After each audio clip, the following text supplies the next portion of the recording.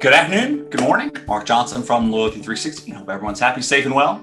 Welcome back to Loyalty Live. Another edition, great edition, looking forward to it. In this series, we talk to the leaders in customer channel and brand loyalty on both the supplier and brand side about the technology trends and best practices they are seeing in the market. Very focused on the ability of brands to drive unique experiences, engagement, and most importantly, customer loyalty. In the month of April, we are embarking on a mini-series of Loyalty Live sessions, looking forward to the trends that will likely shape the months ahead. Today, we have the pleasure of speaking with Tania Tawil, who's the Vice President of Client Services at Kobie. That seems incredibly difficult for me to say today. A lot of tongue twisters there, at least for me. So Tania, how are you today? I'm great. Thank you, Mark. Thanks so much for having me. I'm excited for this. Absolutely.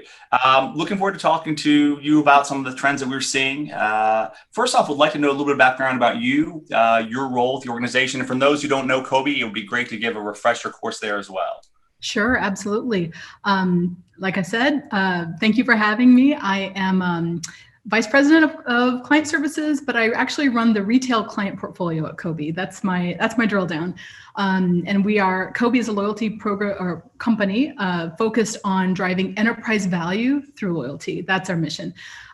Before Kobie, I spent well over 20 years in two different industries, cable network TV and mobile engagement marketing. And interestingly, I joined both of those industries at a time when new technologies were fundamentally reshaping the landscape. So it sounds oddly familiar to where we are right now. But first it was a shift to digital TV, and later it was the introduction of the iPhone that completely redefined not consumer, but dare we say human behavior. And my career has always been about leveraging technology to facilitate meaningful connections between consumers and the things they're passionate about. So first it was TV screen, then it was a mobile screen, and now it's all channels at Kobie as we take this idea of meaningful connections and turn it into loyalty. Okay, great.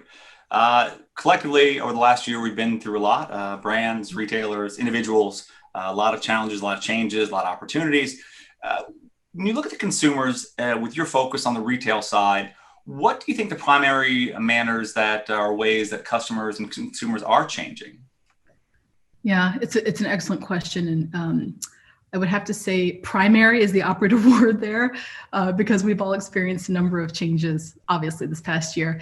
I think that the primary way that I've seen consumers really evolve is a sense of rapid and almost universal adoption of digital technology and adoption as a means to completely redefine what everyday experiences look like.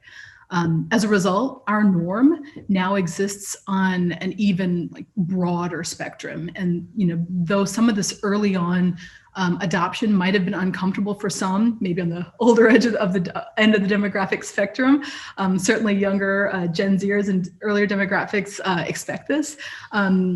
This necessity has expanded the definition of what basic everyday human experiences look like.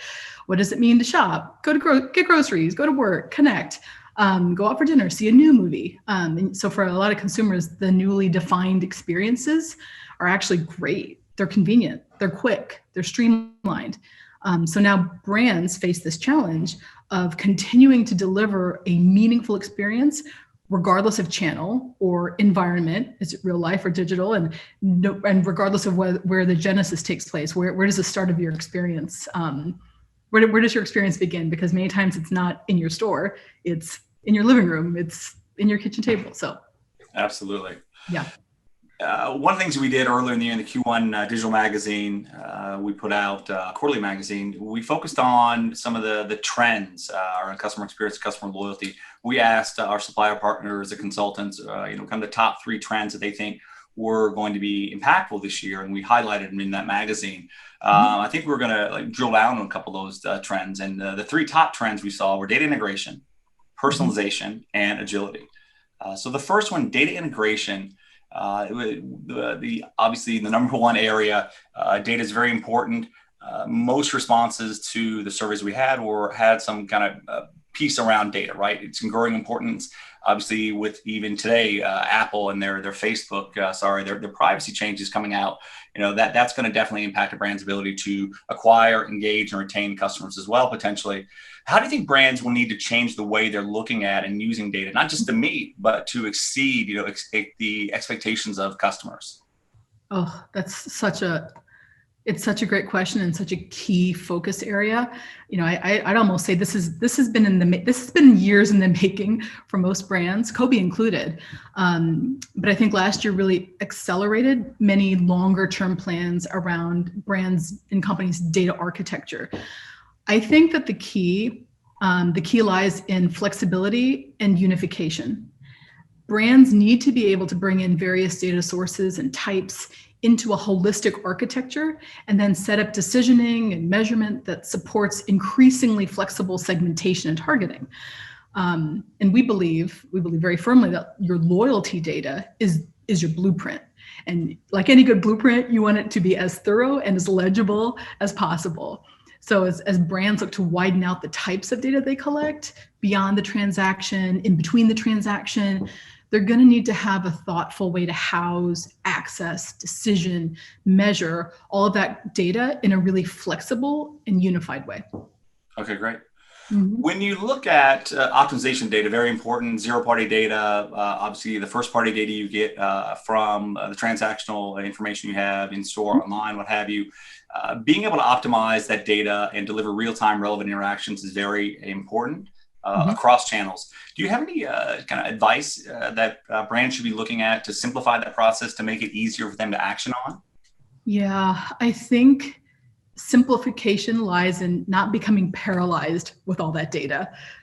Say it's flexible and now it's unified, and now the challenge is how to optimize it. And when you're talking about large amounts of data, there's this tendency to focus on, okay, how do I get it and where do I store it? But the advice I'd offer is to focus on making it as useful as possible. And you do that by having a really clear idea of how data needs to serve the next best decision. A really good way of doing that is implementing and considering machine learning models that can quickly identify your trends, good and bad, predict behavior, and analyze some of those impacts and outcomes that are ultimately going to be key to being able to leverage the data and leveraging it in real time and across multiple channels. Okay, great. Kind of touched on a little bit, zero-party data, declared data is obviously got more and more important. We just finished our first industry report, and that's an area brands really are struggling with. Surveys, quizzes, how do you create that data set and again, get it into that unification that you talked about in a flexible manner as part of that blueprint. So what do you think, and how should brands be looking at zero-party data, declared data, in a way to differentiate themselves from their customer set? I feel like this is a term that we are hearing more and more, and it's an excellent question. I think when done right, zero-party data can actually be the key to meaningful differentiation, specifically because it allows consumers to volunteer their preferences with a specific brand in mind. To your point about gamification and quizzes and questions that you're asking, if it's your favorite cocktail or your favorite location here or there, your responses are given within light of a specific brand. So brands then, and especially brands with loyalty programs, have this additional luxury of laying in that zero-party data with their protected first-party data and even augmenting with third-party to curate experiences that then really deliver on the meaningful connections I spoke about earlier and the connections that lead to loyalty, because you're ultimately tailoring everything to information that the consumer has given you with yourself in mind, if that makes sense. Absolutely. Yeah, absolutely. It's definitely an area of interest. Brands are trying to create that unique engagement, even if it's just with a smaller subset, right? Because obviously they'll be more emotionally engaged, emotionally connected, and hopefully that leads to greater transactions, greater incremental revenue opportunities as well. Absolutely. So personalization was the second trend that we saw coming out of the survey in the first quarter. A new level of personalization is being talked about more and more, and this idea of hyper-personalization. What does hyper-personalization mean to you and to Kobie? Hyper-personalization, remember the day where personalization was like your name and your salutation, And now hyper-personalization to us pretty much refers to the ability to personalize just about anything, thanks to this unending amount of data and attributes and preferences. But for Kobie and for my clients, the recommendation is always balancing that approach and personalizing what really matters, at the risk of personalizing everything. Today, we know it goes beyond salutation. We know that you can also change tone, language, timing, imagery. And at Kobie, we use our proprietary tool, emotional loyalty scoring, to identify exactly what images, language, copy, subject lines will best tap into that consumer emotional connection. And that connection in turn spurs the intentional behavior and desired outcomes you're looking for. Absolutely. Hyper-personalization is, as we mentioned, more important, more suppliers, partners, agencies talking about it. Mm-hmm. How can delivering these hyper-personalized messages, especially in as you mentioned, what is important? You don't want to hyper-personalize everything because there's a huge cost to that, being able to do that at scale in real or near real time. When you look at delivering hyper-personalized messages, offers, experiences, how can that lead to improved long-term loyalty and increase customer lifetime value? Yeah, at the risk of being too specific, it allows brands to expand the dimension by which you're thinking about your consumers, and consumers in turn feel like brands see them for who they are holistically, rather than seeing them as the next purchase. And that's why I think if you're looking at just transactional history and basing segmentation or experience decisions off of that, yeah, the transactional piece might feel familiar to consumers, but it's way too one-dimensional and almost superficial. All I am to you is a dollar amount. Brands who demonstrate that they know and respect how a consumer thinks, how they behave, how they feel, are going to ultimately win, because consumers who feel respected and valued for the whole relationship, not just as a transaction, are the ones that are going to actually ultimately grow in loyalty and lifetime value. Absolutely. One of the challenges we hear about personalization in general, different data stacks, the martech stack is becoming increasingly difficult. Having a unifying, application like yours, a CDP or a data lake or some repository obviously helps. But there is a challenge potentially with the CFO to make sure that there's a causal relationship between the effort you're putting in and the relationships you get back, the incremental spend, incremental loyalty, the emotional connection. Increased engagement in purchasing. So how do you look at that? What's the best way to track, measure that causal relationship? Oh man, attribution. Whew. It's like the $1 billion question. If I had that answer, I'd be making a lot of money. When you're talking about measurement and impact outcomes, the tangible, quantifiable output of the work that you're doing, there are tons of ways that you could look at measurement. I think that's where the confusion comes from. Is it RFM? Is it we're collecting reviews, and now we have all these social KPIs and followers and likes, and now we see cross-product purchases. But I think, and because you asked me for the best way to track or measure, I tell you exactly what I tell my clients, which is that you have to understand and ultimately define for your brand what success looks like first. And at Kobie, we have defined the success of loyalty. Our mission is to deliver enterprise value. So for us, all of our initiatives are anchored to that philosophy, and they ultimately all have clear ties to the client's bottom line. So even if we have multiple ways of measuring success and impact, we're still aligning with clients on a hypothesis around X% lift. This is the lift we're looking to see. We activate, implement, and measure against that hypothesis, and then we work together to assess the impact and outcomes. And we do it again and again and again. But I think having a clear definition of what success looks like and anchoring to it is the way I'd describe it. Okay, great. And then last area that we saw in the Q1 magazine was agility. Marketers who run customer loyalty programs or just running marketing in general, not only had to worry about kind of engaging the customer with the right message. Do you have empathy? Is there enough empathy? Too much? Is it real? But also buying online, picking in store. There was a lot of innovation as well that they had to balance too. And they also saw that a lot of their loyalty and customer experience platforms may not have done exactly what they thought they would. It didn't allow them to market someone in Des Moines where New York may have been offline, right? So agility was very important. So when you look at it from a brand perspective, how important is it for brands to be both creative and responsive in their loyalty engagement strategies to differentiate themselves from their competitors? Creative and responsive. Is that a trick question? I think so, yes. Right? It's wildly important to be both. We'll have to blame the editorial team on that. They come up with great questions. I just try to put them forward. They're good. No, they're good. It's super important to be both creative and responsive. It is, you're right, but it's challenging. It is. And, it's important because in loyalty, at least, your goal is always to deliver those meaningful connections and experiences, which take both. But, if I were to weigh one over the other, I think I'd have to pick responsiveness. And it's because brands want to build strong, enduring relationships, and showing that you care and have empathy and are listening to what the customer needs are ultimately has to come before you go about how to do that. So I think once you know the what, then you get into the how, and the how is where the creativity comes from. Okay. Yeah. So when you look at being responsive, when you look at the stronger, more direct connection that loyalty provides to the consumer, as you talked about it earlier, should be part of that blueprint that you're having. How much more important will loyalty be going forward? Today, Apple, yesterday and today, a lot of press on it today, the new privacy pieces they have, the demise of cookies are coming, right? And even just the infighting between Apple and Facebook and some of the other walled gardens. Challenging, right?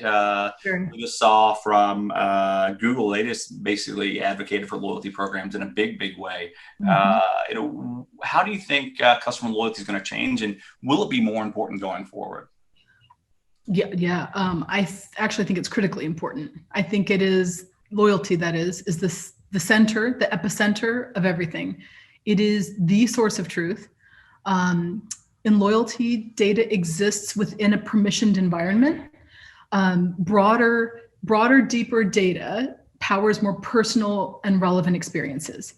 Okay, and then better experiences drive this intended customer behavior. Good. And then customer behavior makes or breaks the business. So insights that we have from loyalty have the ability to permeate and influence the entire organization. The goal, I think, for brands is to ensure that their loyalty program is big enough to appeal to all of their consumers. By crafting a program that meets different consumers across a spectrum of where they are and where they are in their perceived relationship to the brand, and then works over time to grow those and deepen those relationships, I think that's how brands ultimately ensure their long-term success. And that success keeps loyalty just at the heart of everything they do. Absolutely. The behavioral trends change. Viruses come, viruses go. One of the biggest challenges that we see are, the martech stack. We run small-sided meetings with brands on a weekly basis. We have 2 this week. One is on KPIs, but is how do they keep up, right? The right technology is very challenging. You go with enterprise stack, you go with a best in breed for 3 or 4 different pieces. Integration can be a big challenge. You have SDKs and APIs and what have you. How does that right technology mix enable marketers to have the agility to execute on those customer experience platforms or opportunities? Sorry. No, for sure. This is if brands weren't hyper focus on their martech stack or digital stacks before, they are now. And though I'm a tech girl through and through, I have long held the belief that it's actually not about the technology, it's about the experience the technology enables. Earlier, we spoke about the need to have flexible and a unified approach to data. And that builds a solid but flexible foundation. And that foundation gives marketers the ability to respond to whatever the needs of the customers are creatively with the tech and platforms that set up those experiences. I think it goes back to this idea of responsiveness before creativity. All brands that I know of and that I read about and that I work with are in various stages of architecting, optimizing their data and their digital tech stacks. And the goal of that is to be able to make smart decisions over time. The mix, I think, will look different for different companies, but the key theme is ultimately to gather the spectrum of data, make it usable and actionable, there's your foundation, and then allow it to power different technologies that deliver those awesome experiences to drive the intended consumer behavior.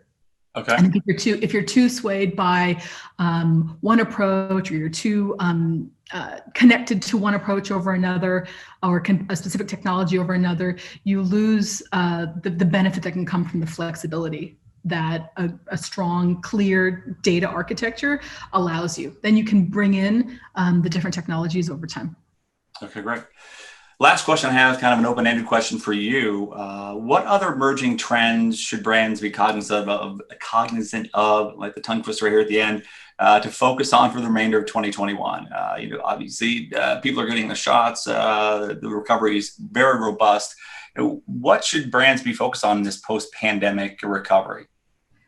I think that consumers have learned a lot this past year, not only about digital experiences, the adoption of what life could look like through a digital lens, but also about the security and safety around their data, and the give and take relationship between personal information and divulging personal information and receiving better experiences. I think consumers are probably ready to have a serious conversation about what it looks like to share the data or share their own data with a brand they trust in order to have a better, more relevant experience set. And I also expect that companies who have spent time preparing for this conversation, discussing how they can be stewards of their customers' data, and how they offer high perceived value experiences and conveniences in exchange for the data, are ultimately going to be much better positioned to serve the customers and also secure like long-term success. They're set up to win. Very informative. What you guys are doing, Kobie, obviously is very successful. Congratulations on your recent analyst win. You guys do some great work. We know a number of your clients, so it's always great to hear from you personally, and also see the validation that you're within the market. So thank you very much for sharing your insights with us. Hopefully the marketers will take something away from this and be able to make it more important. Customer loyalty is matter, as you mentioned. I think it's a great time to be in the industry. I've never seen such interest in customer loyalty in my 10 years, a little over 10 years doing this. So it's great to be in this industry for sure. I know it. And we agree. Thank you for that. And thanks for having us. Thanks for having me here. It's been a pleasure discussing what we're seeing in the space. And congrats to you guys as well. Look forward to many more. Thank you very much. Absolutely. And everyone, join us back on Friday. I think we're going to have Carlos Dunlap from Claris Commerce. Looking forward to that discussion. And thanks for everything you do for the industry. Have a wonderful day, guys.